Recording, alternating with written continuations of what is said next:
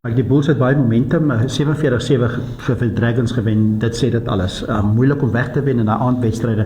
Nog 'n aandwedstryd en nou speel hulle teen 'n span by die Sharks geklop het.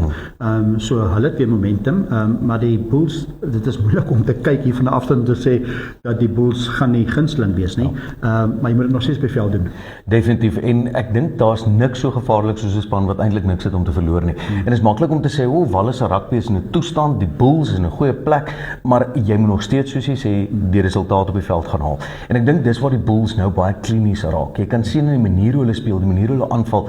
Dis nie 'n geval van, okay, ek kry nou punte en ek raak bietjie rustig, ek het 'n voorsprong, ek raak rustig nie. Hulle bly aanval, hulle maak gebruik van hulle verdediging om aan te val. Hulle maak dit vir jou baie moeilik op die veld.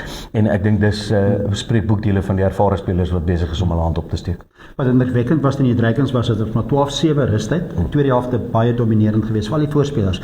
Daar het Coetzee en Grobbelaar en al daai spelers steenkant. Daai manne het baie sterk deurgekom. Manne spelers met Springbok ervaring en daar's baie Springbok in daai agtal van die Bulls en dit wys nie. Ja, definitief. Jy kan dit sien in die manier hoe hulle selfvertroue is. Jy kan sien in die manier van, soos jy sê, 12-7 loop jy halftyd voor. Ons is nog nie paniekerig nie, dis 'n wegwedstryd. Ons loop voor, ons kom terug, ons gaan groter en beter en vinniger. En dis daai ervaring wat deurkom.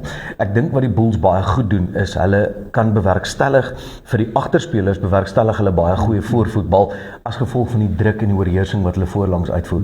En ek dink dis daai destydse bulle oorheersende rugby in die era waar hulle oorheers het, voorlangs baie sterk, agterlangs maak hulle dit vir jou moeilik.